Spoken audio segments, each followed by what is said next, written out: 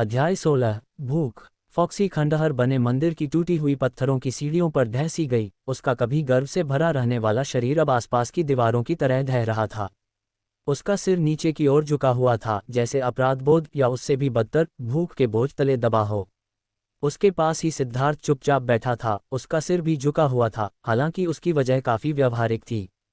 उसकी बांह पर एक नया घाव तेजी से दर्द कर रहा था, जो फॉक्सी के नुकीले दांतों से काटने का नतीजा था। उस लोमड़ी रूपी आत्मा लड़की ने बिना किसी हिचकिचाहट के उस पर हमला कर दिया था और मांस का एक टुकड़ा नोच लिया था।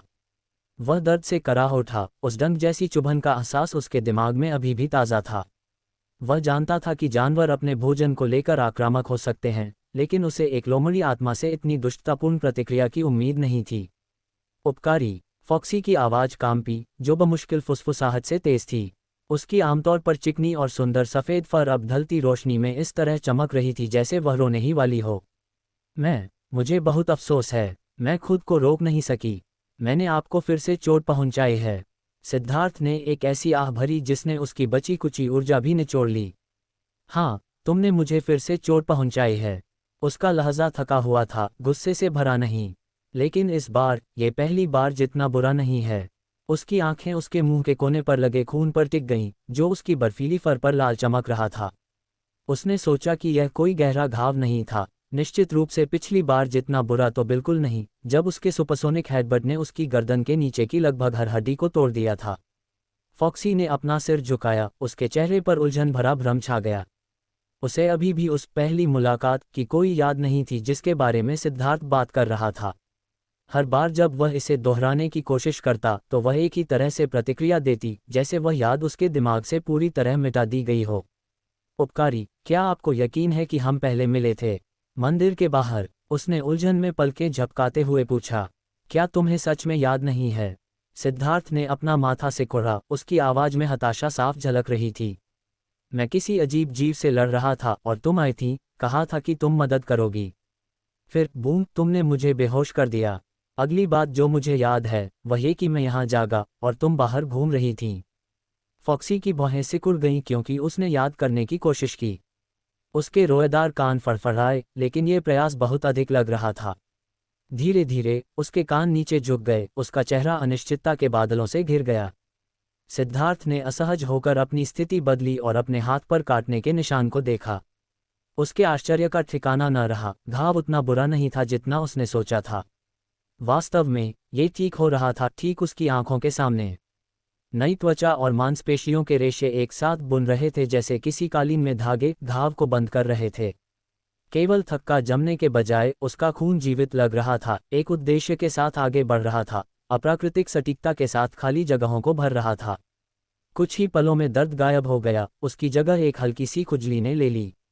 ये सामान्य नहीं है, सिद्धार्थ इतना जानता था। इंसानी शरीर इतनी तेजी से ठीक नहीं होते। लेकिन जिस बात ने उसे और भी ज़्यादा परेशान किया वह ये थी कि यह उसके साथ होने वाली सबसे कम अजीब चीज़ थी। वह मौत के मुंह से वापस आया था। 2 बार उसने अपने हाथ को देखा, उसके विचारों में घबराहट रेंगने लगी। उसके शरीर में ये बदलाव भले ही वरदान जैसे लगे, लेकिन सिद्धार्थ बेहतर जानता था, वरदान हमेशा एक कीमत के साथ आते हैं। और उसके मामले में उसे डर था कि वह कीमत अभी भी छिपी हुई थी। जैसे संकेत पर एक अजीब सा एहसास उस पर हावी हो गया, जिससे वह कांप उठा। ये दर्द नहीं था, बल्कि कुछ बहुत अधिक अजीब था, विचारों की तरह, लेकिन उसके अपने नहीं, जो उसके दिमाग में रेंग रहे थे। ऐसी यादें जिन्हें वह पहचान नहीं सकता था, ऐसी भावनाएं जो उसकी नहीं थीं। ऐसा लगा जैसे कोई दरवाज़ा खुल गया हो, जिससे कोई बाहरी चीज़ अंदर आ गई हो। वह अपने चेतना की गहराइयों में एक और उपस्थिति को हलचल करते हुए महसूस कर सकता था। माँ चली गईं, पापा चले गए, चाचा और चाची सब चले गए। अंधेरा, जहरीला, ठंडा। बहुत भूख लगी है, बहुत ठंड है, बहुत भूख लगी है। वे विचार उसके दिमाग में अंधेरे में एक चीख की तरह गूंज रहे थे। फल जहरीला है, छाल नहीं खाई जा सकती, पत्ते जहरीले हैं, पत्थर नहीं खा सकता, नहीं खा सकता। भूखा, बहुत भूखा। उस अत्यधिक भूख ने सिद्धार्थ को एक तूफानी लहर की तरह झकझोर दिया, जो उसके दिमाग से टकराए और उसे अपनी गहराइयों में डुबो देने की धमकी देने लगी। उन विचारों ने उसकी मानसिक शांति को कुतर दिया, एक अत्यधिक, न मिटने वाली भूख जो उसके तर्क के किनारों को नोच रही थी।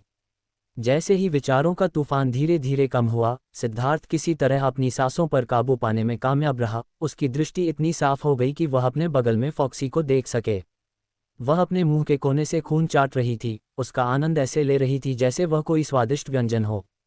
सिद्धार्थ को अचानक एहसास हुआ कि उसका खून सिर्फ गायब ही नहीं हो रहा था, ये जीवित था। उसकी जीभ पर ऐसे छटपटा रहा था जैसे उसका अपना कोई दिमाग हो, उसकी त्वचा में, उसके दांतों में, शायद उसकी आत्मा में भी समा रहा हो। फॉक्सी ने ऊपर देखा, उसकी घूरने की एहसास करते हुए। उसने एक संतुष्ट मुस्कान के साथ अपने होठों से खून की आखिरी बूंद पोंछी, एक ऐसी मुस्कान जिसने मासूम दिखने की कोशिश की, लेकिन उसके पीछे कुछ गहरा और काला छिपा हुआ था। सिद्धार्थ इसे देख सकता था। वह उसके शांत चेहरे के पीछे छिपी भूख को देख सकता था, एक ऐसी भूख जो भोजन से कहीं परे थी। वह भूखी मर रही थी, जितना वह दिखा रही थी उससे कहीं ज्यादा, जितना कि उसे खुद भी एहसास नहीं था। उपकारी। उसकी आवाज़ धीमी और मधुर थी, उसकी आंखें उसके जेब की ओर ऐसे जा रही थीं जैसे कोई बच्चा दावत मांग रहा हो।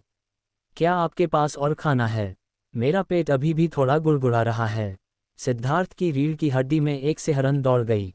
वह बिना किसी संदेह के जानता था कि कुछ बहुत गलत था। और सिर्फ फॉक्सी के साथ ही नहीं, वह उसके विचारों को कैसे सुन सकता था, उसकी यादें कैसे देख सकता था। उसने उस पल के बारे में सोचा जब उसका खून उसकी त्वचा में समा गया था। क्या उससे ये सब शुरू हुआ था? इससे पहले कि वह बोल पाता, फॉक्सी के हाव भाव बदल गए। उसकी आंखें टिमटिमाईं, उसकी उलझन तेजी से सदमे में बदल गई। धीरे धीरे वह खड़ी हो गई, उसकी नज़र सिद्धार्थ पर ऐसे टिकी थी जैसे उसे पहली बार देख रही हो। उसने कांपती हुई उंगली उसकी तरफ उठाई, उसकी आवाज़ अविश्वास से कांप रही थी। उपकारी, आप मरे नहीं हैं। सिद्धार्थ ने पलकें झपकाईं, क्षण भर के लिए स्तब्ध रह गया। उसके बगल में खड़ी फॉक्सी ने अपना कांपता हुआ हाथ उठाया और उसे अपने माथे पर जोर से दबाया। उसका पूरा शरीर अस्थिर होकर झूल रहा था, जैसे किसी भारी बोझ के तले संतुलन बनाने के लिए संघर्ष कर रहा हो। विरोधी यादें उसके दिमाग में उमड़ पड़ीं, जो उसकी नाजुक मानसिक स्थिति को तार तार कर रही थीं। फिर, जैसे धुंध हट रही हो, वह उस वास्तविकता के टुकड़ों को याद करने लगी जिसे वह लंबे समय से भूल चुकी थी। पहली मुलाकात, वह भयानक दुर्घटना, अपने उपकारी के शरीर के चिथड़े चिथड़े होने की याद, उसका गर्म, मानवीय खून, और फिर वह सब धुंधला हो गया। सिद्धार्थ की मौत की याद उतनी ही तेजी से गायब हो गई थी जितनी तेजी से वह आई थी। अब खुद को संभालते हुए फॉक्सी ने अपनी अचेतावस्था में पलकें झपकाईं। उसकी सुनहरी लाल आंखें धुंधली थीं क्योंकि वह धीमी आवाज में बड़बड़ा रही थी, खुद से ज्यादा उससे बात कर रही थी। मुझे अब याद आया, उपकारी, हम बाहर मिले थे, है न? मेरा वो मतलब नहीं था, लेकिन उसकी आवाज़ अस्पष्ट बड़बड़ाहट में बदल गई। ये स्पष्ट था कि उसका दिमाग, जो सबसे अच्छे समय में भी नाजुक रहता था, फिर से उलझन में उलझ रहा था। सिद्धार्थ ने अनिश्चित होकर देखा। उसने उनकी पहली मुलाकात याद कर ली थी, ये बात साफ थी, जिसमें वह विनाशकारी हेडबट भी शामिल था जिसने उसे लगभग खत्म ही कर दिया था। जो वह नहीं जानता था वह ये था कि कैसे या क्यों उसने अचानक ये सब याद किया। क्या यह उसकी विचारों को देखने की अजीब क्षमता से जुड़ा था? अब इस पर विचार करने का समय नहीं था। फॉक्सी स्पष्ट रूप से अस्थिर थी। वह फिर से झूल गई जैसे वह किसी भी पल गिर सकती हो। सहज रूप से सिद्धार्थ आगे बढ़ा, उसे पकड़ने के लिए आधा हाथ बढ़ाया, लेकिन वह जम गया, उसकी सांस उसके गले में अटक गई। फॉक्सी ने अपना सिर उठाया, उसकी कभी धुंधली रहने वाली सुनहरी लाल आंखें चमक रही थीं, एक गहरे लाल प्रकाश से जल रही थीं जिसने उसके भीतर डर का एक झटका भेज दिया। वह उसे बिना पलक झपकाए घूरती रही और उसके गले से एक धीमी, गुर्राने की आवाज निकली। वह नीचे झुक गई, जंगली और हिंसक अंदाज में। उसकी पूंछें, जो कभी साफ सुथरी और नाजुक थीं, अचानक उसके पीछे फैल गईं, अंधेरी रात में खींच गईं।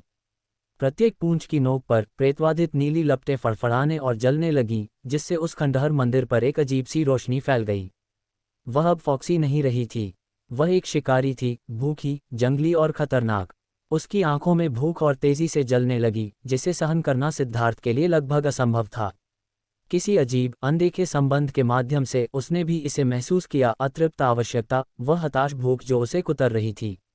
और उस भूख की गहराइयों में उसने एक विचार सुना, जो उसका अपना नहीं था, बल्कि उसके दिमाग में गूंज रहा था। उपकारी, आपकी महक कितनी अच्छी है। सिद्धार्थ ने निगलते हुए सहज रूप से पीछे कदम बढ़ाया। उसी पल, अपनी आंख के कोने से उसने कुछ देखा, फॉक्सी के पीछे एक साया घूम रहा था। वह कोई आम साया नहीं था।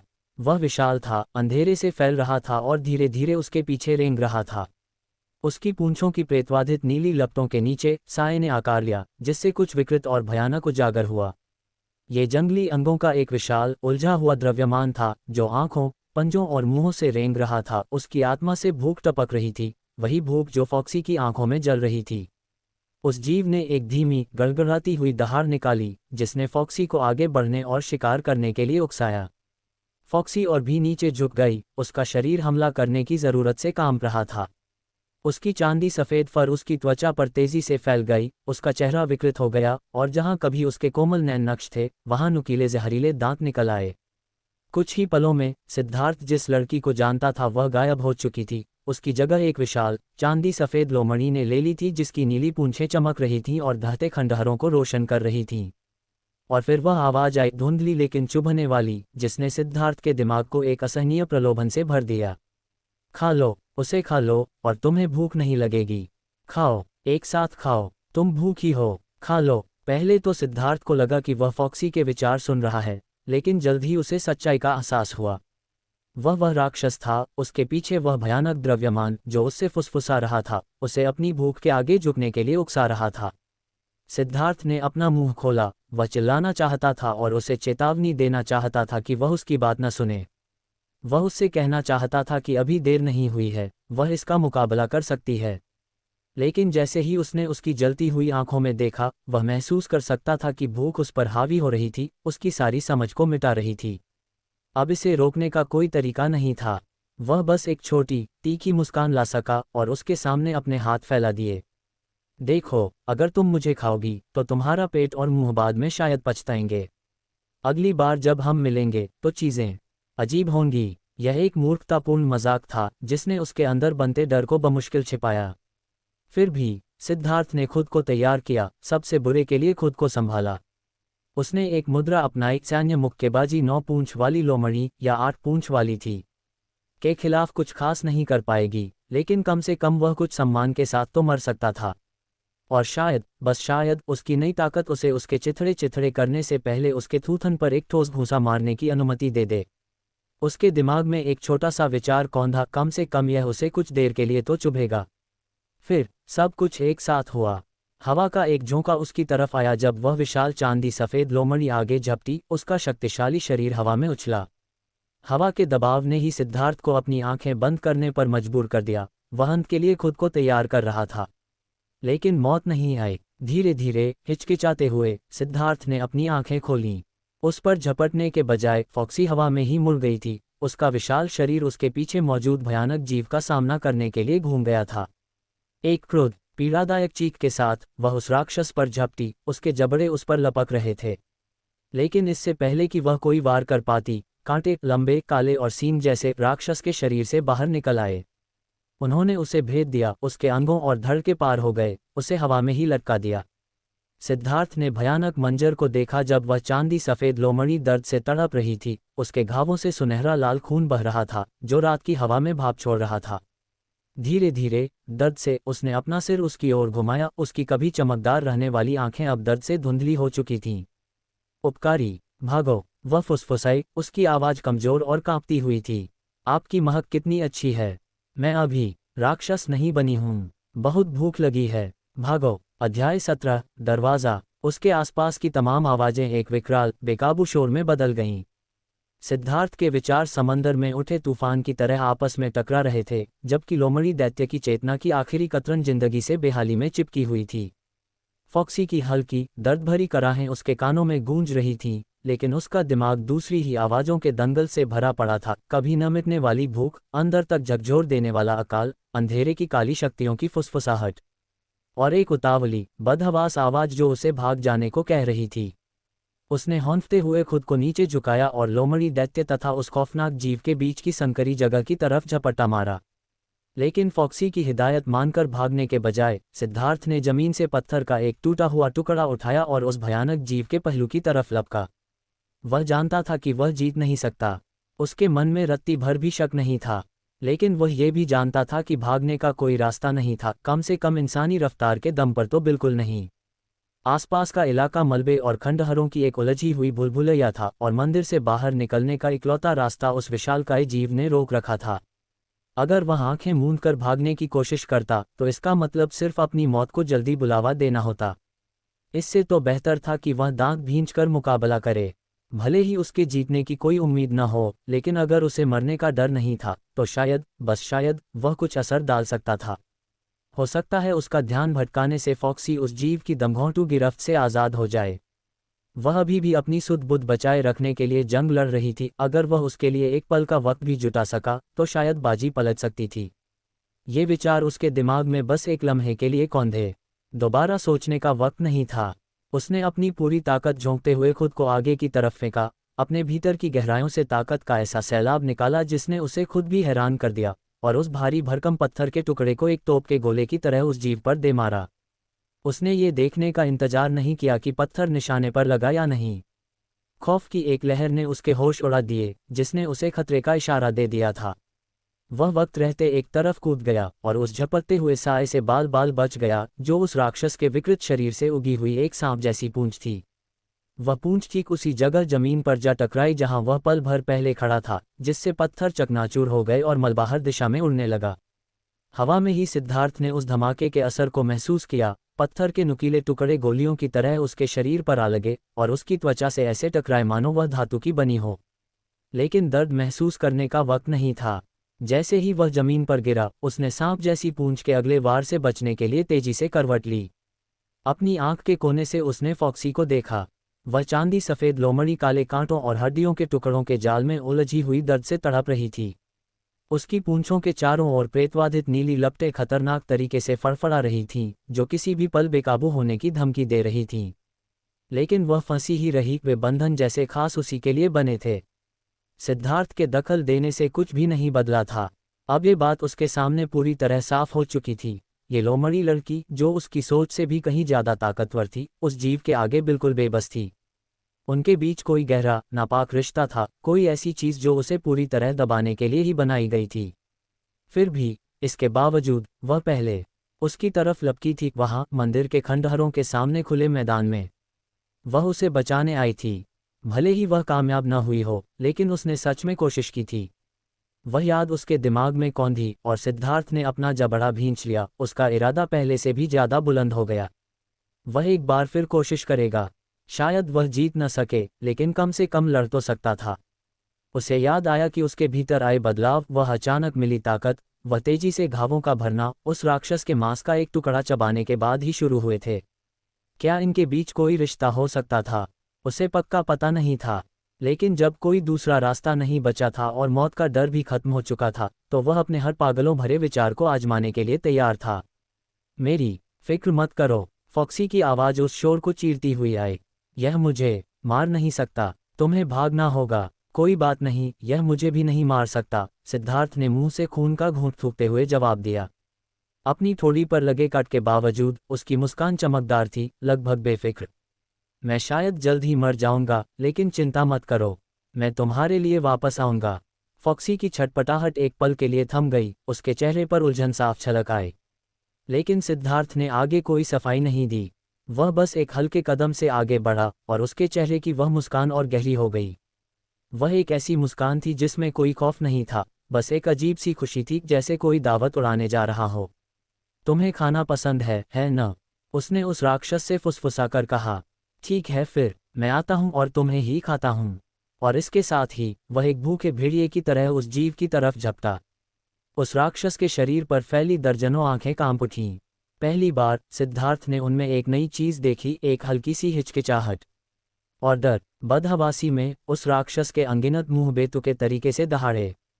काली स्याह खाल से ढकी दर्जनों सांप जैसी पूंछें उसके शरीर से बाहर निकलीं, और उन सब का निशाना सिद्धार्थ ही था। उसने महसूस किया कि वे उसके पार हो गईं, बार बार जानलेवा वार, लेकिन वह गिनती नहीं कर सका कि वे कितनी थीं। उसके घावों से गर्म खून बह निकला और उसकी जिंदगी उसके साथ ही खिसकने लगी। लेकिन तभी वह भूख जागी, वह बेकाबू, अकथनीय भूख जो बाकी हर एहसास को निगल गई। उसने दर्द, डर और छाते हुए अंधेरे को दरकिनार कर दिया। खुद को भेदने वाली सांप की पूंछों में से एक को कसकर पकड़कर वह मुस्कुराया और उसने अपने दांत गड़ा दिए। राक्षस के हलक से एक तीखी, दर्दभरी चीख निकली और वह पूंछ सिद्धार्थ को झटक कर फेंकने के लिए बुरी तरह छटपटाने लगी। लेकिन उसने छोड़ने से साफ इनकार कर दिया। पूंछ चाहे जितनी जोर से लहराए और पटकी गई, वह डटा रहा, यहाँ तक कि जब उसे इतनी जोर से जमीन पर पटका गया कि नीचे के पत्थर तक टूट गए। उसका सख्त और अजीब शरीर बिना टूटे उस वार को झेल गया। दर्द ने अगर कुछ किया भी तो उसके ध्यान को और पैना ही बनाया। पूंछ फिर से लहराई और उसे एक ढहती हुई दीवार के पार फेंक दिया। हवा में लहराते हुए उसकी नज़र धुंधला गई, लेकिन तभी एक चीज़ ने उसका ध्यान खींचा, सुनहरी रोशनी की एक लपक। सिद्धार्थ का हाथ सहज ही बाहर निकला। उसकी उंगलियां एक हैंडल पर कस गईं। यह क्या? हवा के शोर के बीच एक हल्की सी चरमराहट उसके कानों तक पहुंची। उसके दिमाग में एक दरवाज़ा उभर आया, सादा, बिल्कुल साधारण, लेकिन जो किसी जगह की तरफ जाता था। वह जगह कहाँ थी उसे नहीं पता था। बिना सोचे समझे उसने खींचकर दरवाज़ा खोल दिया। अगले ही पल सिद्धार्थ और वह सांप की पूंछ उस दरवाजे के अंदर खींच लिए गए। एक जोरदार तड़क के साथ दरवाज़ा उनके पीछे बंद हो गया और वह पूंछ कटकर अलग हो गई। वह राक्षस एक पागलों जैसी चीख के साथ दहाड़ उठा, जिसका गुस्सा हवा तक को कंपा गया। उसने मंदिर के खंडहरों में जमकर तबाही मचाई, जो कुछ भी नजर आया उसे काटने और तोड़ने लगा, यहाँ तक कि अपने ही मांस को भी, जब तक कि आखिरकार वह ढह नहीं गया। उसका वजूद अंधेरे में पिघल गया और रात के सन्नाटे में विलीन हो गया। वे काले कांटे और हड्डियों के टुकड़े ऐसे गायब हो गए मानो उनका कभी कोई वजूद ही न रहा हो। फॉक्सी बुरी तरह पस्त और टूटी हुई, बेजान होकर जमीन पर गिर पड़ी। सन्नाटे में कई मिनट गुजर गए, जिसके बाद उसमें कुछ हलचल हुई।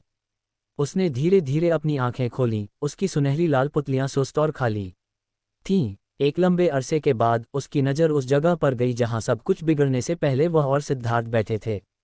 वह खुद को घसीटते हुए आगे बढ़ी, उसका विशाल लोमड़ी शरीर थकान से कांप रहा था। सीढ़ियों के नीचे उसे वे प्लास्टिक के थैले और खाने के टुकड़े मिले जो वे पीछे छोड़ गए थे। उसने अपना सिर नीचे किया और बचे कुचे खाने को भूखे पेट निगलना शुरू कर दिया। लेकिन ये काफ़ी नहीं था। भूख अभी भी उसकी आंतों को कुतर रही थी और एक काली, जिद्दी आवाज़ उसके दिमाग में फुसफुसा रही थी। खा लो, तुम जानती हो कि और खाना कहाँ है? जंगलों में, वहाँ दफनाया हुआ, हड्डियाँ, मांस, खून। जाओ, खा लो और तुम्हारा पेट भर जाएगा। फॉक्सी हल्के से कराह उठी और सीढ़ियों के नीचे सिमट कर बैठ गई। उसने अपनी गर्दन आगे बढ़ाई और टूटी हुई ईंटों और मिट्टी को चबाना शुरू कर दिया। धीरे धीरे दर्द के साथ उस अंतहीन भूख को शांत करने की कोशिश करती रही। मुझे भूख नहीं लगी है, मुझे नहीं लगी है, किसी ने मुझे खाना दिया था, वह जल्द ही वापस आएगा, मुझे भूख नहीं लगी है। वह मलबे को तब तक चबाती रही जब तक कि, हमेशा की तरह, आखिरकार नींद ने उसे अपनी आगोश में नहीं ले लिया। इसी बीच सिद्धार्थ की आंख खुल गई। नीचे गिरने के एहसास ने उसे बेहोशी से बाहर खींच लिया था। दरवाजे का हैंडल अभी भी उसकी मुट्ठी में कसी हुई थी और उसे एहसास हुआ कि वह एक सरहद पार कर चुका है। अपनी आंखें खोलते ही उसने खुद को एक जानी पहचानी सड़क पर पड़ा हुआ पाया। वे स्ट्रीट लाइट्स, टेलीफोन के खंभे और वतोंग रोड के किनारे बने हुए पुराने मकान, वह सब कुछ पहचानता था। उसके ठीक सामने वतोंग रोड के मकान नंबर 444 का पुराना फाटक खड़ा था, जो सुबह की रोशनी में खामोश पड़ा था। उसने उठकर बैठने के लिए संघर्ष किया और अपने कंधे के पार पीछे देखा, ठीक उसी वक्त जब साए जैसा एक दरवाज़ा नज़रों से ओझल हो रहा था। धुंधली होती उस तस्वीर के पार से वह अभी भी उस घाटी, मंदिर के खंडहरों और उस सफ़ेद लोमड़ी की झलक देख सकता था जो खुद को खंडहरों में घसीट रही थी। सिद्धार्थ ने अपना हाथ आगे बढ़ाया, लेकिन इससे पहले कि उसकी उंगलियां उसे छू पाती, उस दरवाजे के आखिरी बचे कुचे निशान भी हवा में गायब हो गए। अध्याय 18 जांच पड़ताल करने वाले।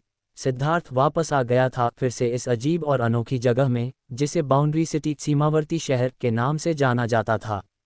कुछ ही समय पहले ये शहर एक विशाल, भयानक भूलभुलैया जैसा लगता था, जिससे वह गहराई से परेशान हो जाता था। लेकिन अब, जैसे ही उसने जानी पहचानी स्ट्रीट लाइट्स, इमारतों और सुबह सुबह की रोशनी में नहाई सड़कों को देखा, उसके भीतर पुरानी यादों की एक अप्रत्याशित लहर दौड़ गई। यह एक ऐसा एहसास था जिसे वह बमुश्किल समझ पा रहा था। उस निशाचर घाटी में फंसे रहने के बाद बाउंड्री सिटी में लौटने का एहसास लगभग अपने घर आने जैसा था। लेकिन अगले ही पल उसका सिर चकराने लगा, जो लगातार हो रहे खून के रिसाव के कारण हुआ था। उसने सुस्ती से नीचे देखा और पाया कि उसके नीचे चमकीला लाल खून जमा हो रहा था। उसके शरीर को छलनी कर दिया गया था, एक भयानक घाव जो मिनटों में उसकी जान ले सकता था। भले ही उसके शरीर में ठीक होने की अद्भुत क्षमताएं थीं, लेकिन वह सच्चाई जानता था, वह मर रहा था फिर से। वह इस शब्द फिर से का काफ़ी आदी होता जा रहा था। पास ही उसकी चोट की वजह बेजान पड़ी थी एक अजीब शल्कदार पूंछ जो उस भयानक जीव के शरीर से कटकर अलग हो गई थी। वह उसके साथ ही दरवाजे से बाहर गिरी थी। उसके आश्चर्य का ठिकाना न रहा जब उसने देखा कि उस चीज़ में अभी भी कुछ जीवन बाकी था, या शायद सोच की एक हल्की सी चमक भी। वह जमा होते खून के पोखर में सुस्ती से छटपटा रही थी, मानो उससे दूर रेंगने की कोशिश कर रही हो। सिद्धार्थ ने अपनी भौहें उठाईं, आधा हैरान और आधा अचंभित। क्या वह कटा हुआ टुकड़ा उससे डर रहा था? मुंह बनाते हुए उसने खुद को खड़े होने के लिए मजबूर किया। उसका शरीर तनाव से डगमगा रहा था। उसका घर ज्यादा दूर नहीं था, और जैसे ही उसने उसकी तरफ देखा, उसने नीचे झुककर उस फड़कती शल्कदार पूंछ को पकड़ा और लंगड़ाते हुए आगे बढ़ने लगा। क्या मौत के मुंह से बचने के बाद नायकों को ठीक ठाक नहीं होना चाहिए? सिद्धार्थ ने दांत भींचकर खुद से बड़बड़ाया। मैप लोड होने के बाद भी घाव यहाँ क्यों है? ये किस तरह की घटिया गेम डिजाइनिंग है? धत, बहुत दर्द हो रहा है। खून की कमी सब कुछ और बदतर बना रही थी, उसके विचारों को धुंधला कर रही थी और हर कदम के साथ उसकी ताकत निचोड़ रही थी। वह बमुश्किल जानता था कि वह आगे कैसे बढ़ता जा रहा था, मानो पूरी तरह से अपनी सहज प्रवृत्ति के मार्गदर्शन में डगमगाता और लड़खड़ाता हुआ चल रहा हो। उन आखिरी कदमों में उसे ये भी नहीं पता था कि वह घर पहुंचने के लिए इतना दृढ़ संकल्पित क्यों था। शायद इशिता को देखने के लिए, या शायद वह नहीं चाहता था कि सुबह सुबह निकलने वाले किसी राहगीर को उसकी लाश मिले। उसकी आंखों के सामने अंधेरा छा गया। सुबह की गर्म रोशनी उसकी आंखों में गहरे लाल रंग में बदल गई, और उसके दिमाग की गहराइयों में कहीं फॉक्सी की सुनहरी लाल आंखें उभर आईं। वे आंखें जो भूख से तड़प रही थीं, फिर भी उनमें इंसानियत की एक झलक बाकी थी, धुंधली होकर चमक रही थीं। वह लोमड़ी, उसने कहा था कि वह नहीं मरेगी। क्या ये सच था? 100 विचार सिद्धार्थ के दिमाग में कौंध रहे थे जब वह आखिरकार लड़खड़ाते हुए अपने सामने के दरवाजे तक पहुंचा। ये खुला हुआ था। उसने हैंडल को टटोला, उसका हाथ खून से सना हुआ था, और वह उसे धकेलकर खोलने में कामयाब रहा। उसने अंदर कदम रखा, उसकी टांगें बमुश्किल उसका बोझ उठा पा रही थीं। कमरे के पार भोजन क्षेत्र दिखाई दिया। तैलचित्र ऑरल पेंटिंग अभी भी दीवार के सहारे टिका हुआ था, और उसके भीतर से इशिता ने अपना सिर उठाया। उसे देखते ही उसकी आंखें फटी की फटी रह गईं। सिद्धार्थ ने ऊर्जा की एक आखिरी चमक ढूंढते हुए एक कमजोर मुस्कान बिखेरी। इशिता, मैं वापस आ गया हूं। वह जानता था कि वह कितना बुरी तरह घायल था। अगर उसके शरीर की ठीक होने की अविश्वसनीय क्षमता न होती, तो वह बाहर सड़क पर ही मर गया होता। यह विचार उसके दिमाग में आया ही था कि उसकी दृष्टि तिरछी हो गई, और वह चौखट से सटकर नीचे की ओर फिसलते हुए गिर पड़ा। घने अंधेरे ने उसे निगल लिया, लेकिन उससे ठीक पहले इशिता की चीख उसके कानों में गूंज उठी। खैर, कम से कम इस बार वह अपने घर में तो मरा। ब्रेक की हल्की चरमराहट के साथ वतौंग रोड के किनारे 2 इलेक्ट्रिक स्कूटर आकर रुके। 2 आकृतियां नीचे उतरीं और अपने आसपास की शांत पुरानी सड़कों का जायजा लेने लगीं। पहला एक लंबा अधेड़ उम्र का आदमी था जिसने भूरे रंग का लंबा कोट पहन रखा था। उसका शरीर मजबूत था, रंग सांवला था और काले छोटे बाल थे। उसकी गर्दन के पास एक नुकीले घाव के निशान ने उसे थोड़ा डरावना रूप दे दिया था। लेकिन अपने मजबूत शरीर के बावजूद उसका चेहरा थका हुआ लग रहा था। उसकी आंखों के नीचे काले घेरे और थका हुआ भाव बता रहा था कि उसने महीनों से ठीक से आराम नहीं किया था। उसके पास ही उससे काफ़ी छोटा एक नवयुवक खड़ा था, जिसकी उम्र शायद 20 साल से थोड़ी ज़्यादा थी। वह अधिक दुबला पतला था, जिसके छोटे काले बाल और एक साधारण सा चेहरा था, ऐसा चेहरा जो आसानी से भीड़ में खो सकता था। एक साधारण नीले और काले जैकेट और पैंट में वह घबराया हुआ लग रहा था, जैसे किसी अनुभवी वरिष्ठ अधिकारी के साथ अपने पहले असाइनमेंट पर निकला कोई नया रंगरूट हो। उन दोनों ने शांत पड़ोस का जायजा लिया। पुरानी जर्जर इमारतें सामान्य लग रही थीं, भले ही थोड़ी उदास दिख रही हों। कभी कभार कोई स्थानीय निवासी पास से गुजरता, लेकिन किसी ने उन 2 आदमियों पर ज्यादा ध्यान नहीं दिया। ये जगह बिल्कुल साधारण लगती है, नवयुवक ने धीमी आवाज में बड़बड़ाया। क्या आपको यकीन है कि यही वह जगह है, कैप्टन अरब? कैप्टन अरब, जो उम्र में बड़े थे, ने सिर हिलाया। बस कुछ ही पल पहले यहाँ एक बाउंड्री अलर्ट मिला था। निर्देशांक हमें सीधे यहीं ले आए। उनकी नज़र पास की इमारतों पर गई। हालांकि सिग्नल लगभग तुरंत ही गायब हो गया, लेकिन हमें यकीन है कि यह एक अद्भुत अन्य लोक की प्रतिक्रिया थी। हम जितनी जल्दी हो सकता था यहाँ पहुँचे। नवयुवक ने अपने स्कूटरों पर नज़र डाली, हिचकिचाते हुए कहा, शायद हमें कार से आना चाहिए था। कैप्टन अरब ने उसे एक नज़र देखा। बयूरो की सभी गाड़ियां असाइनमेंट पर बाहर हैं। जो अकेली बची है वह ओप्पो की पुरानी खटारा कार है। क्या तुम सच में उससे आना चाहते थे? अगर तुम एक्सीलेटर को पूरा दबा भी देते तब भी वह तुम्हारे स्कूटर से धीमी होती।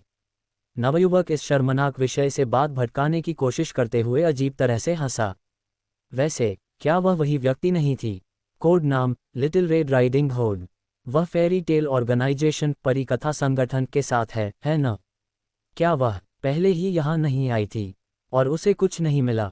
हाँ, उसे कुछ नहीं मिला। कैप्टन अरब ने धीरे से सिर हिलाते हुए पुष्टि की। उनके माथे पर सोच की सल्टें थीं, जिससे यह और भी साफ हो जाता है कि यहाँ कुछ गड़बड़ है। लिटिल रेड राइडिंग हुड ने वर्षों तक स्पेशल अफेयर्स ब्यूरो विशेष मामलों के ब्यूरो के साथ काम किया है। मुझे उसकी क्षमताओं पर भरोसा है। उसके भेड़िए किसी भी विसंगति की थोड़ी सी भी गंध सूंघ सकते हैं। लेकिन उसने पूरी रात इस जगह की तलाशी ली और उसे कुछ नहीं मिला। नवयुवक ने पलकें झपकाईं, जानकारी को समझने की कोशिश करते हुए उसका माथा सिकुड़ गया। उसे कुछ नहीं मिला, कैप्टन अरब ने शब्द पर जोर देते हुए दोहराया। इसके बारे में सोचो, ये जगह बहुत ज़्यादा साफ है, बहुत सामान्य। बॉर्डरलैंड्स का कोई भी हिस्सा इतना बेदाग नहीं है। उसके भेड़ियों को कुछ न कुछ तो मिलना ही चाहिए था, जादू या अशांति की हल्की सी गंध भी। लेकिन यहाँ अलौकिक दृष्टिकोण से ये वैक्यूम शून्य की तरह साफ है। जैसे ही उसकी ट्रेनिंग आखिरकार काम आई, नवयुवक के चेहरे पर बात समझ आने के भाव दिखाई देने लगे। या तो ये जगह सचमुच इतनी साफ है, जिसका मतलब ये होगा कि बाहरी दुनिया के साथ पूरी तरह से मेल खाने वाला एक प्योर जोन, शुद्ध क्षेत्र किसी तरह यहाँ बॉर्डरलैंड्स में उभर आया है, जो संभव है ये देखते हुए कि ये जगहें कैसे जुड़ी हुई हैं। कैप्टन अरब ने एक थके हुए इशारे में अपना हाथ हिलाते हुए जारी रखा, या फिर यहाँ कुछ बहुत बड़ा छिपा हुआ है, कोई ऐसी चीज़ जो इतनी शक्तिशाली है कि पर्यावरण को बदल सकती है और लगातार पूरे इलाके को छुपा रही है। नवयुवक का पहले से ही तनावग्रस्त चेहरा और भी ज़्यादा सख्त हो गया। मैं अभी भी लॉजिस्टिक्स सामग्री प्रबंधन में तुम्हारे ट्रांसफ़र की मंजूरी नहीं देने वाला हूँ, कैप्टन अरब ने उसकी तरफ एक नज़र डालते हुए रूखे अंदाज में कहा।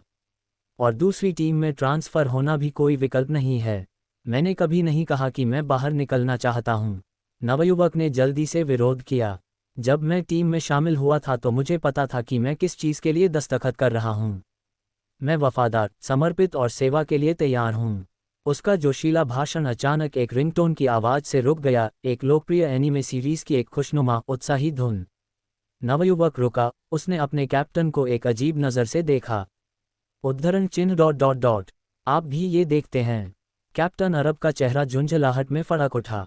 एक अनिच्छुक आह के साथ उसने अपने कोट की जेब से अपना फ़ोन निकाला और बड़बड़ाया, मेरी बेटी ने ज़रूर रिंगटोन बदल दी होगी। वह आजकल इस शो को लगातार देख रही है। प्रवीण, जो नवयुवक था, ने अपनी मुस्कान दबाई। उसके होंठ ये टिप्पणी रोकने के लिए फड़क रहे थे कि क्या मिडिल स्कूल के बच्चों को लड़कियों द्वारा बैंड बनाने वाले शो देखने चाहिए। कैप्टन अरब ने आह भरते हुए फ़ोन उठाया। हाँ, प्रवीण और मैं पहले से ही मौके पर मौजूद हैं। ठीक वैसा ही जैसा लिटिल रेड राइडिंग हुड ने रिपोर्ट किया था, ये जगह बहुत साफ है। यहाँ एक निगरानी बिंदु स्थापित करने की व्यवस्था करें। जब हम वापस लौटेंगे तो मैं कर्मियों को तैनात कर दूंगा।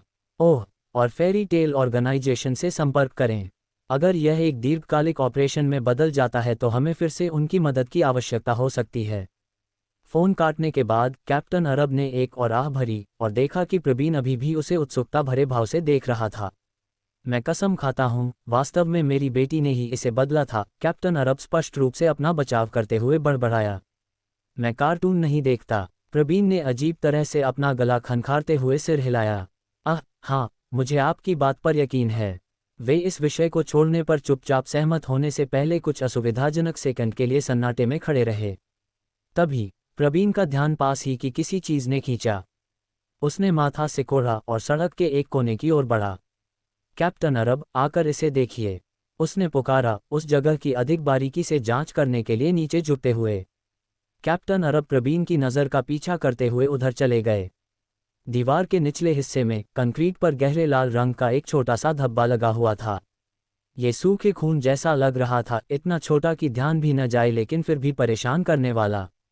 इससे भी ज़्यादा परेशान करने वाली बात यह थी कि वह धब्बा सिकुड़ रहा था।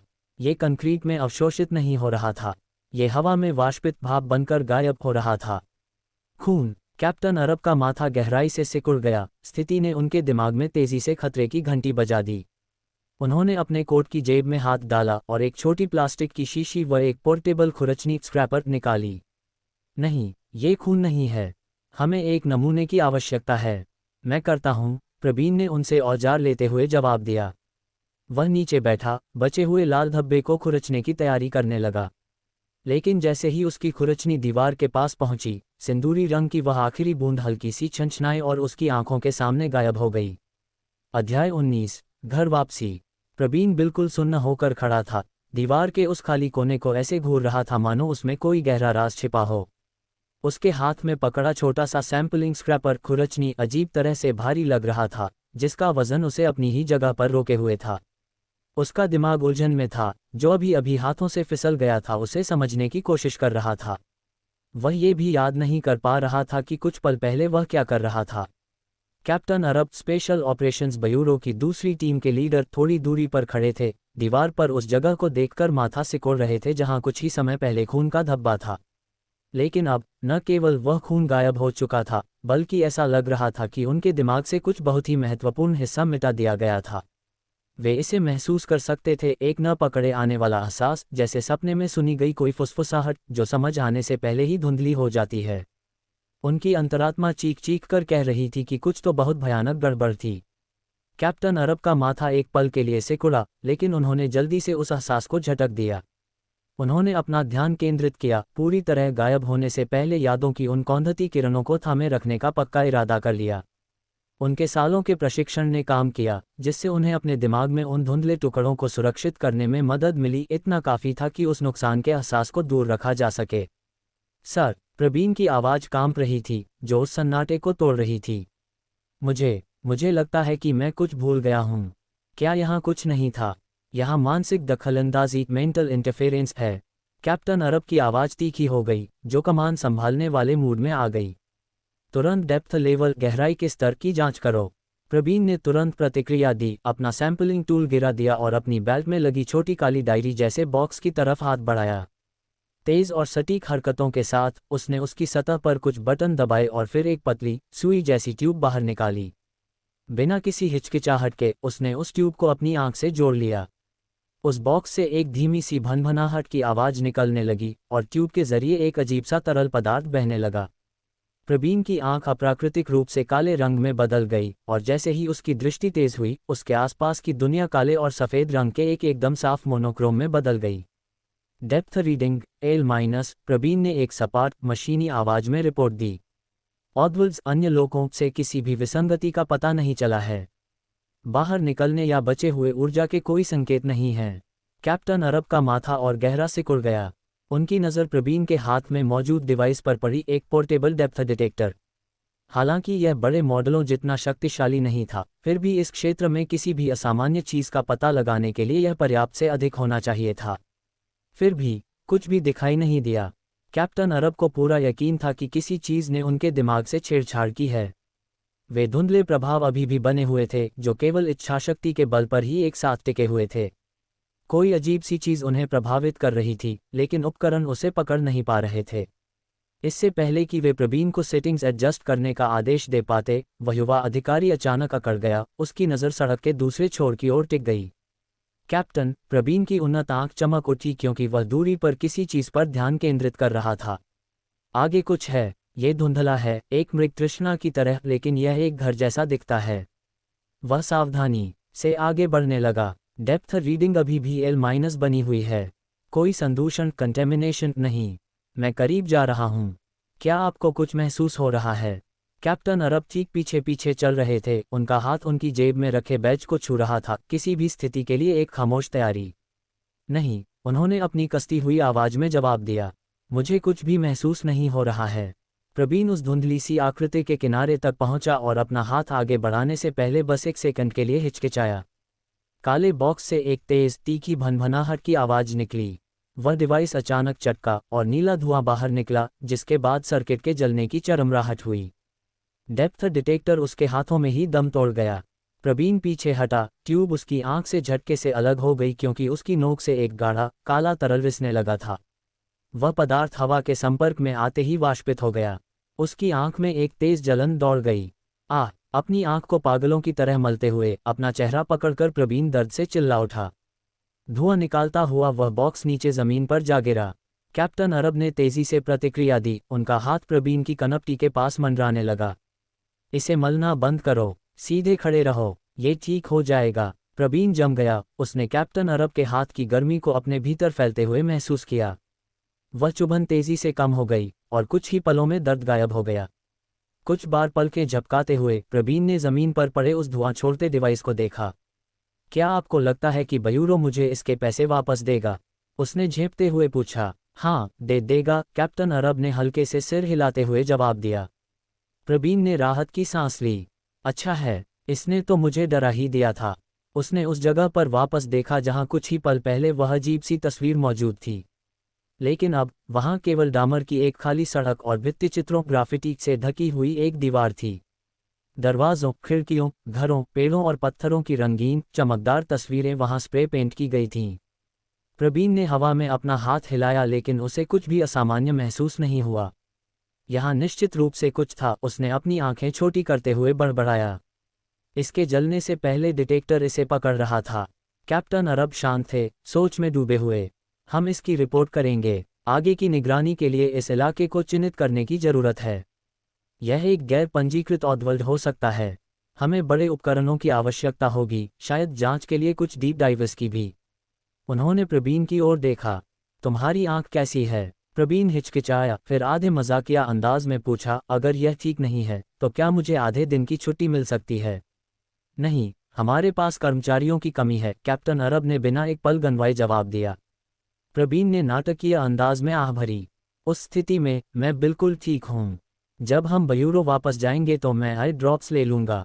कैप्टन अरब ने उसे सहमति में सिर हिलाया और वे दोनों अपनी पार्क की गई इलेक्ट्रिक स्कूटरों की ओर वापस चलने लगे। प्रवीण ने अपनी चाबी इग्निशन में डाली और उसे घुमाया। एलसीडी स्क्रीन एक बार टिमटिमाई और फिर बंद हो गई। उसने अविश्वास से पलकें झपकाईं। कैप्टन, उसने ऊपर देखते हुए पुकारा, मेरा स्कूटर बंद हो गया है। आपका भी। कैप्टन अरब ने अपने स्कूटर की जांच की और पुष्टि में धीरे से सिर हिलाया।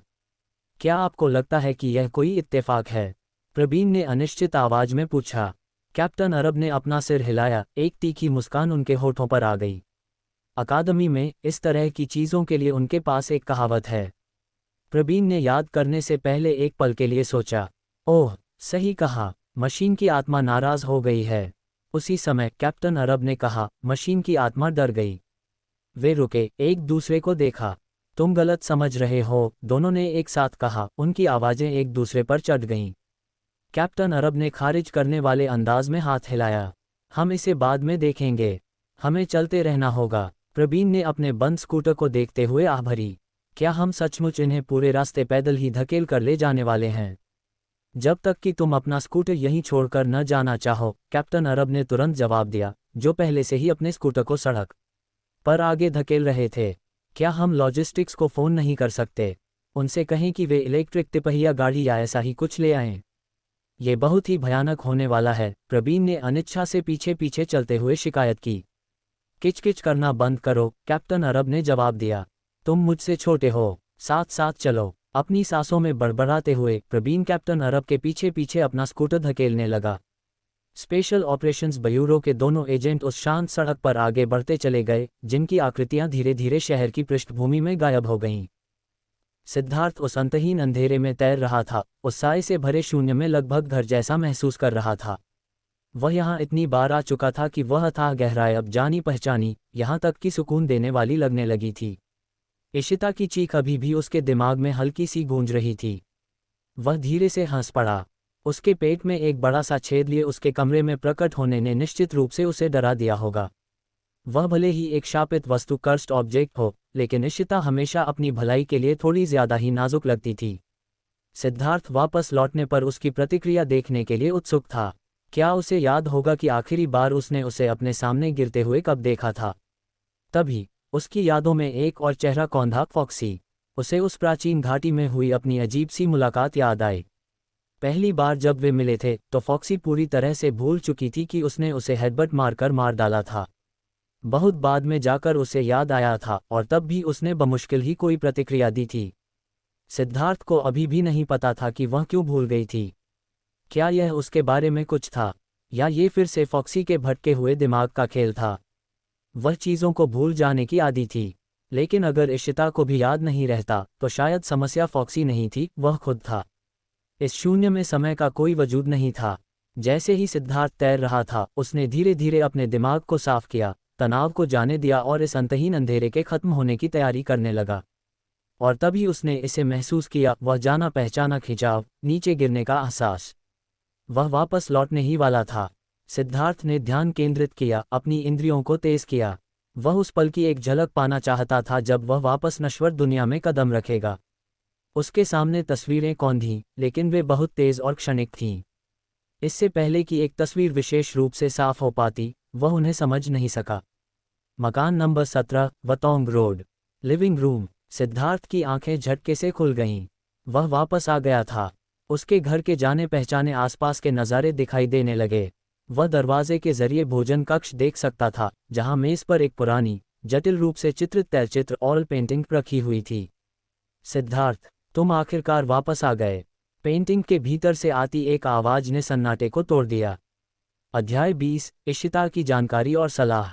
ऑयल पेंटिंग तैलचित्र के भीतर मौजूद गुड़िया जैसी लड़की ने सिद्धार्थ का स्वागत एक सुखद आश्चर्य के साथ किया। उसकी आवाज में हैरानी की हल्की सी झलक थी, लेकिन वैसी कोई घबराहट या खौफ का नामो निशान तक नहीं था, जैसी कि किसी मरे हुए समझे जाने वाले इंसान को वापस जिंदा देखकर उम्मीद की जाती है। सिद्धार्थ ने मन ही मन सोचा कि इशिता की कोई प्रतिक्रिया न देना इसलिए नहीं था क्योंकि वह ढीठ या बेपरवाह थी। नहीं, समस्या उसके अपने साथ थी। लेकिन इतने कम समय में इतनी बार मरने और वापस जिंदा होने के बाद, अब उसके साथ चाहे कितनी भी अजीब घटनाएं क्यों न घट जाएं, उसे कुछ भी अजीब नहीं लगता था। बस किसी तरह वापस आ गया, सिद्धार्थ ने लापरवाही से जवाब दिया और थोड़ा खुला हुआ दरवाजा बंद करने के लिए मुड़ा। तुरंत ही उसने खुद की जांच करने के लिए नीचे देखा और इस बात की पुष्टि की कि न केवल उसका शरीर पूरी तरह से ठीक हो चुका था, बल्कि उसके कपड़े भी अपनी मूल स्थिति में वापस आ गए थे। उसने माथा सिकोड़ा, इसे इशिता की प्रतिक्रिया से जोड़ते हुए उसे लगा कि पुनर्जीवित होने के बजाय ऐसा लग रहा था मानो उसकी मौत की पूरी घटना ही हवा में गायब हो गई हो। वह दरवाजे पर स्तब्ध खड़ा रहा, जो इशिता की नज़रों से नहीं छिपा। पेंटिंग में मौजूद गुड़िया ने उत्सुकता से पूछा, सिद्धार्थ, क्या तुम ठीक हो? तुम इतने खोए खोए क्यों लग रहे हो? ओह, और मुझे बताओ कि तुम वापस आने में कैसे कामयाब रहे। मैंने तुमसे संपर्क करने की कोशिश की थी, लेकिन सिग्नल बार बार कट रहा था। तुम्हारी तरफ से हर तरह की अजीब आवाज़ें आ रही थीं। मुझे नहीं पता कि तुम उस ऑदवर्ल्ड अन्य लोक में किन अजीब चीज़ों से टकरा गए थे। अरे, तुमने हाथ में क्या पकड़ रखा है? उसकी याद दिलाने पर सिद्धार्थ को एहसास हुआ कि वह अभी भी किसी चीज़ को कसकर पकड़े हुए था। वह काले शल्कों से ढकी एक अजीब, बदसूरत कटी हुई पूंछ थी। सिद्धार्थ का मुंह बन गया।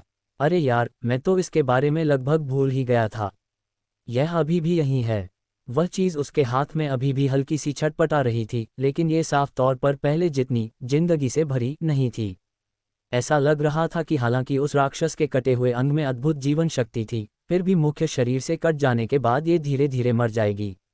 उसके दिल में एक अजीब सी भावना जगी। एक पल के लिए तो सिद्धार्थ को ये भी समझ नहीं आया कि इशिता को इस चीज़ की उत्पत्ति के बारे में कैसे समझाए। थोड़ी हिचकिचाहट के बाद वह कटी हुई पूंछ को रसोई की तरफ ले गया और चलते चलते इशिता से लापरवाही से बोला, बस एक निशानी है। पेंटिंग में मौजूद गुड़िया ने पलकें झपकाईं। उद्धरण चिन्ह डॉट डॉट डॉट। क्या? तब तक सिद्धार्थ कटी हुई पूंछ को सिंक में फेंक चुका था। ये पुष्टि करने के बाद कि उसमें बाहर रेंगने की ताकत नहीं थी, उसने झिझकते हुए उसे 2-3 बार उकेरा, फिर उसके ऊपर एक बर्तन का ढक्कन रख दिया ताकि कम से कम अगर वह बाहर रेंगे तो उसे ढक्कन गिरने की आवाज़ सुनाई दे जाए। तभी वह अपने थके हुए शरीर को घसीटते हुए भोजन कक्ष में लौटा और भारी मन से कुर्सी पर बैठ गया। उसका दिमाग उथल पुथल में था। ऐसी बहुत सी बातें थीं जिनके बारे में उसे सोचने की जरूरत थी। सबसे महत्वपूर्ण बात यह थी कि वह वास्तव में बहुत थक चुका था, लेकिन उसने खुद को जागे रहने के लिए मजबूर किया। अभी सोने का समय नहीं हुआ था। मेज के पार से इशिता उसे सावधानी से देख रही थी। सिद्धार्थ, मुझे उस ऑदवर्ल्ड के अपने अनुभव के बारे में बताओ, और तुम कैसे? मैं वही बताने ही वाला था। सिद्धार्थ ने उसकी बात पूरी होने से पहले ही हाथ हिलाकर टोक दिया। उसने बैठने की अपनी स्थिति को ठीक किया और पेंटिंग में मौजूद गुड़िया को गंभीरता से देखा। मेरे अंदर बहुत सारे सवाल भरे पड़े हैं। पहले मुझे बताने दो कि मैंने वहाँ क्या क्या देखा। मैं एक ऐसी लड़की से मिला जो उस ऑदवर्ल्ड में फंसी हुई थी, लेकिन हो सकता है कि वह बहुत बहुत लंबे समय से वहाँ अटकी हुई हो। सिद्धार्थ ने कुछ भी नहीं छिपाया और उसे रात के अंधेरे में डूबी उस घाटी के अपने अनुभव के बारे में सब कुछ बता दिया, जिसमें फॉक्सी द्वारा बताई गई बातें और वह भयानक राक्षस भी शामिल था जो किसी एब्स्ट्रैक्ट अमूर्त पेंटिंग से सीधे बाहर निकले मांस और खून के थक्के जैसा लग रहा था। अपनी खुद की मौत और पुनर्जन्म को छोड़कर उसे अभी तक समझ नहीं आया था कि उसे इसके बारे में कैसे बताए, इसलिए उसने अभी के लिए इसे छोड़ दिया। वह जानता था कि वे अभी एक दूसरे से बहुत अच्छी तरह परिचित नहीं थे और यह नहीं कहा जा सकता था कि वे एक दूसरे पर बहुत भरोसा करते थे, लेकिन उसके पास कोई दूसरा विकल्प नहीं था। इस शहर में इशिता ही एकमात्र असामान्य संस्था एबनॉर्मल एंटिटी थी जिससे वह अब तक मिला था जो उससे बातचीत कर सकती थी, और वह एकमात्र इंसान जिसे वह जानता था जो आम समझ से परे की चीज़ों को समझती थी। इशिता के अलावा वह सचमुच किसी और को नहीं जानता था जिसके साथ वह ऑदवर्ल्ड से जुड़े मामलों पर चर्चा कर सके। उसे लगा कि उसे पेंटिंग में मौजूद इस गुड़िया पर थोड़ा और भरोसा करना चाहिए। आखिरकार अब तक उसका रवैया अपेक्षाकृत दोस्ताना ही रहा था, सिवाय तब के जब उसने उसे गाली दी थी। इशिता ने ध्यान से सुना। जब सिद्धार्थ ने मांस के उस राक्षस का जिक्र किया तो उसके हाव भाव विशेष रूप से गंभीर हो गए। कई बार ऐसा लगा जैसे वह बोलना चाहती हो, लेकिन उसने खुद को रोक लिया और उसकी कहानी में कभी खलल नहीं डाला। जब सिद्धार्थ ने बोलना खत्म किया तो गुड़िया जैसी लड़की ने अपनी स्थिति ठीक की। वह लाल मखमल के गद्दे वाली कुर्सी पर सीधी बैठ गई और गंभीरता से बोली, सबसे पहले मुझे इस बात पर जोर देना होगा कि मुझे ज़्यादा कुछ याद नहीं है। इस पेंटिंग ने मेरी बहुत सी यादों को मिटा दिया है, इसलिए मैं तुम्हारी जो मदद कर सकती हूँ वह सीमित है। सिद्धार्थ ने सिर हिलाया। मैं समझता हूँ। ठीक है, इशिता ने कहा। उसके चेहरे के भाव थोड़े शांत हो गए। ऑदवर्ल्ड के बारे में जो कुछ भी मैं जानती हूँ उसे तुम्हें बताने की पूरी कोशिश करूंगी। सबसे पहले तुम्हें यह समझ लेना चाहिए कि ऑदवर्ल्ड ऐसे क्षेत्र हैं जो व्यवस्था से भटकते हैं और आम समझ का उल्लंघन करते हैं। उन्हें सामूहिक रूप से ऑदवर्ल्ड्स कहा जाता है। क्या तुम जानते हो कि उनके भीतर एंटिटीज इकाइयां नाम की कोई चीज़ पैदा हो सकती है? उद्धरण चिन्ह dot dot dot entities. Siddharth उलझन में दिखा। सरल शब्दों में कहें तो वे ऑदवर्ल्ड के मूल निवासी या उत्पाद हैं। एंटिटीज का कोई निश्चित रूप नहीं होता। कभी कभी वे अजीब इंसानों जैसी दिख सकती हैं, कभी कभी वे जंगली जानवर या राक्षस हो सकती हैं। वे आग का गोला, हवा का झोंका या हिलने वाला पत्थर भी हो सकती हैं। जब तक वह ऑदवर्ल्ड में पैदा हुई कोई चीज़ है जिसकी स्पष्ट गतिविधि है और जो बाहरी लोगों पर प्रतिक्रिया करती है, उसे एंटिटी माना जा सकता है। सिद्धार्थ ने सोचते हुए सिर हिलाया। एंटिटीज हर आकार और प्रकार में आती हैं, इशिता ने जारी रखा। आमतौर पर उनमें बहुत स्पष्ट असामान्य विशेषताएं होती हैं। वे ऑदवर्ल्ड में पैदा होती हैं और स्वाभाविक रूप से उन गुणों से युक्त होती हैं जो सामान्य समझ के विपरीत होते हैं, अजीब और खतरनाक। अधिकांश एंटिटीज में तर्कसंगतता की कमी होती है, या कम से कम वे सोचने के ऐसे तरीके प्रदर्शित नहीं करती जिन्हें इंसान समझ सकें। लेकिन ऐसा लगता है कि बहुत कम संख्या में बुद्धिमत्ता होती है। मुझे वह हिस्सा स्पष्ट रूप से याद नहीं है। वैसे भी ज़्यादातर एंटिटीज खतरनाक होती हैं। उनकी ताकत अलग अलग होती है। कुछ सिर्फ आपकी नाक में खुजली कर सकती हैं, लेकिन दूसरी सिर्फ देखे जाने पर ही जानलेवा हो सकती हैं। इसलिए लोग ये सिद्धांत देते हैं कि एंटिटीज ऑदवर्ल्ड की एक अस्वीकृति प्रतिक्रिया हैं, घुसपैठियों को खत्म करने के लिए उत्पन्न एक प्रकार का एंटीवायरस प्रोग्राम। इस दृष्टिकोण से व्यवस्था और सामान्य समझ की दुनिया के जांचकर्ता और भटकने वाले लोग ऑदवर्ल्ड के लिए असली राक्षस हैं। सिद्धार्थ ने खामोशी से सुना और अचानक उसे एहसास हुआ, तो जिस राक्षस से मेरा सामना हुआ था वह उसी घाटी में पैदा हुई एक एंटिटी थी। शायद। इशिता ने सिर हिलाया। क्या एंटिटीज को खत्म किया जा सकता है? सिद्धार्थ ने तुरंत पूछा। एंटिटीज को मारा जा सकता है, लेकिन उन्हें पूरी तरह से मिटाया नहीं जा सकता, इशिता ने गंभीरता से कहा। क्योंकि सख्ती से कहें तो एंटिटीज सिर्फ उत्पाद हैं। एक को मारने से ऑदवर्ल्ड में एक नई प्रति कॉपी पैदा हो जाएगी। वे ऑदवर्ल्ड के नियमों की अभिव्यक्ति हैं। जब तक ऑदवर्ल्ड का वजूद है एंटिटीज दिखाई देती रहेंगी, लेकिन आमतौर पर किसी एंटिटी को पैदा होने में समय लगता है और कुछ ऑदवर्ल्ड्स को दबाने के तरीके हैं जिससे उनके भीतर एंटिटीज के निर्माण में देरी हो सकती है या रोका भी जा सकता है। मुझे सटीक बातें याद नहीं हैं। मारा जा सकता है लेकिन मिटाया नहीं जा सकता, सिद्धार्थ ने दोहराया। अचानक उसे लगा कि चीजें उसकी कल्पना से भी ज्यादा कष्टदायक थीं। वह मौत से नहीं डरता था। ऐसा लग रहा था कि वह राक्षस तो और भी कम डरता था। अनजाने में ही सिद्धार्थ पहले ही यह मान चुका था कि वह उस घाटी में वापस जाएगा और उस राक्षस से दोबारा टकराएगा। उसे ये भी नहीं पता था कि यह विचार कहाँ से आया। जब तक उसे एहसास हुआ तब तक ये विचार या शायद किसी तरह का पूर्वाभास उसके दिल में जड़ जमा चुका था। खैर, उसे अस्थायी रूप से मार पाना भी ठीक ही है, उसने धीरे से आह भरते हुए कहा, फिर इशिता की तरफ देखा। इसके अलावा तुम एंटिटीज के बारे में और क्या जानती हो? उदाहरण के लिए, उनकी कमजोरियां। एंटिटीज की कोई एक जैसी कमजोरी नहीं होती। कभी कभी किसी एंटिटी की कमजोरी उसका हिस्सा भी नहीं होती, बल्कि ऑदवर्ल्ड या उसके नियमों के भीतर होती है। कुछ एंटिटीज अपनी कमजोरियां बदल भी सकती हैं। इशिता ने अपना सिर हिलाया। इसलिए ऑदवर्ल्ड की खोज करना और एंटिटीज का सामना करना एक पेशेवर और खतरनाक काम है। मेरा सुझाव है कि तुम किसी पेशेवर की मदद लो, मेरे अलावा किसी और की, जो एक पेंटिंग में फंसी हुई है। सिद्धार्थ अपनी आंखें मटकाए बिना नहीं रह सका। कहना आसान है, मुझे पेशेवर कहाँ मिलेंगे? वे बिजली के खंभों पर विज्ञापन तो नहीं लगाते। इशिता मुस्कुराए। वास्तव में वे लगाते हैं। सिद्धार्थ ने पलकें झपकाईं। उद्धरण चिन्ह ...